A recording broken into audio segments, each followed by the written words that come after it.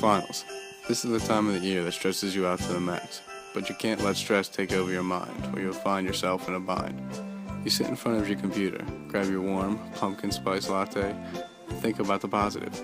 There's only 1 week between you and Christmas, and the stress will be soon lifted off your shoulders. You look through stacks of PowerPoints and piles of notes and realize how far you've come, and all that hard work was worth it. You sit back and realize that everything will be okay. You grab your latte, turn up the peaceful music on your iPod, and think about the break that is soon to come, after you release the dreaded finals.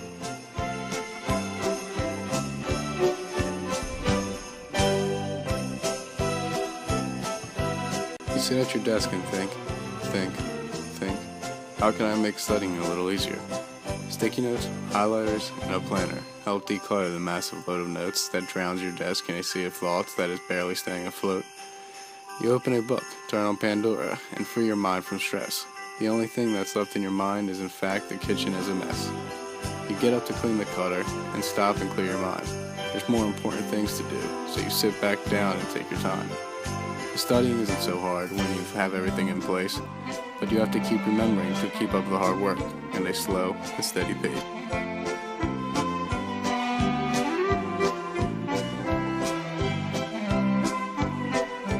Everyone gathers in the library and pulls out their flashcards, notes, and textbooks.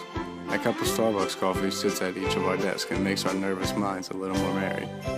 Studying starts off a good note. We practice our skills in memorization, but it slowly spirals downward into a session of talking, laughing, and playing on cell phones.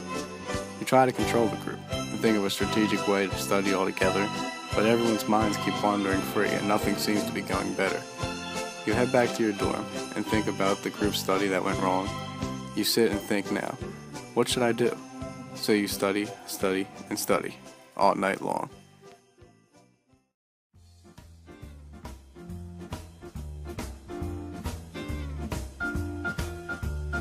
So much to memorize in such little time. The only thing we can recognize are the words on the light blue line. Flipping through the note cards, different colors of marker for each one, just to make the idea of flashcards more fun. Pushing ourselves to take them out every chance we get. No, we're not done yet. Praying finals won't be too hard, hoping we learned everything on our note cards. Time and time again we look over the same things, constant cramming all evenings. Hopefully it will stay in our brains, since we have continuous eye strains, praying for an A+, considering a 4.0 is a must.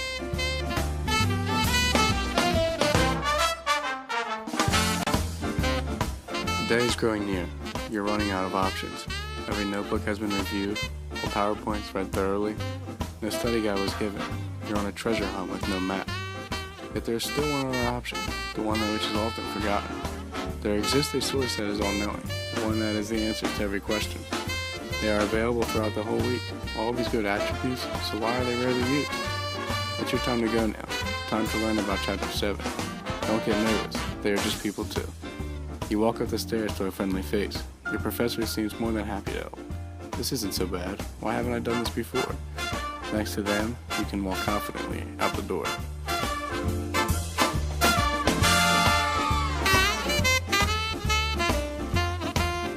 You feared this exam for too long now. No more excuses or reasons for not nows. Couch and the fun won't go anywhere. Rethink what's important and the reasons you're there. It's time to stand up and believe in the opportunity. Time to be brave and tackle on the responsibilities. You're the director of your own film, capable of creating whatever ending is best for you. No one but you can stop the production.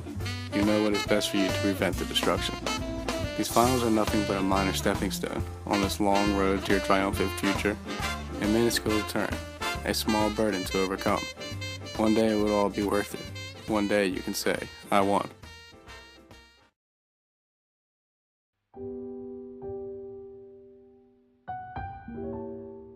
Exam fear will one day go away, but for now nervous jitters only stay. Breaking into sweats will soon be history, but during these 12 days, it's a mystery. All we want to do is have a little fun. It feels like our brains are going numb. Cannot think about anything other than finals. It's making us suicidal. Soon our lives will revive. We go out to work for all we strive. The only time we can escape is when we fall asleep. It's a constant worry. We don't do our best. All we do is panic about these tests.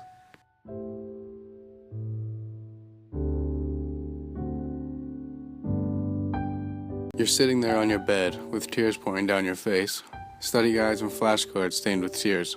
Your life is a disgrace. Everything you could possibly highlight has been highlighted, and tissues are everywhere in your room. You have 4 days after today, 4 short days, to reteach yourself everything you've ever learned. Your roommate glares at you from across the room as you scream, "Shut up!" and throw yourself onto your pillow. She rolls her eyes and laughs at your suffering, while you stain the pillowcase on your bed.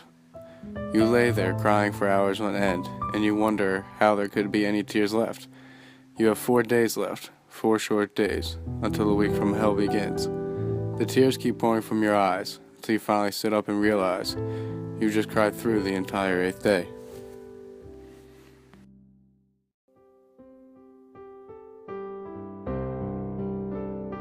Our days are filled with quadratic functions and ionic compounds. We've had little time for fun or sleep. We are tired of our teachers, like a million hammers pounding away at our brains. Constant studying drowns sanity. Expectations of perfect grades. Pressure. The blood flows hard, pounding against our skulls, our eyelids are hanging heavy. Like half-drawn blinds, never fully rested, we are tired, very tired.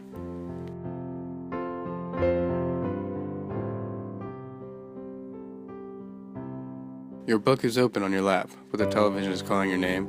Your nails need painted and your hair is a mess. The bathroom needs cleaned and the garbage needs to be taken out. There is so much to do, but what to do first? You get up and clean the sink and mop the floors before vacuuming the living room. Then you start to think, I need to study. But dishes need to be washed and your laundry desperately needs to be done. If you don't do it, who will? The dishes are done and you can finally start studying. But your pencil breaks and you can't find your pencil sharpener. Procrastination at its finest. You know what you're doing the entire time, but you can't seem to stop. I can always do this later, you think, as you get back on your laptop.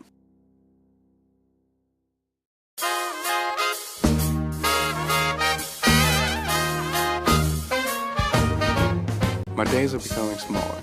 This test at first gave me no worries, but it's just days away from that test, and my eyes have yet to rest. Tell myself you'll be fine. You've been through this before. Go have fun with your friends. Don't be known as the boy. Thoughts race through your mind, looking for reasoning to procrastinate.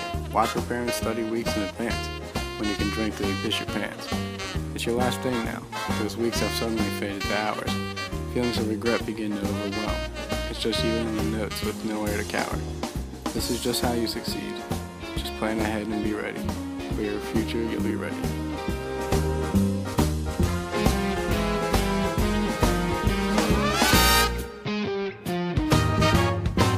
You studied all you could possibly study, and at this point you are done. This week has left you wounded and bloody. You may not be ready, but it's time for some fun. It is what it is, so watch us even more. This may not just be some quiz, but this week has been a total bore. Get ready to sell those books and throw those notes away. Winter break is calling your name, and you can't wait for that home-cooked meal. It's time to accept defeat. What's the worst that could happen? You fail all your classes? Well, maybe that would be bad, but it's done. 1 short week and then it's done. At least until you come back for the spring semester, and then the nightmare begins again.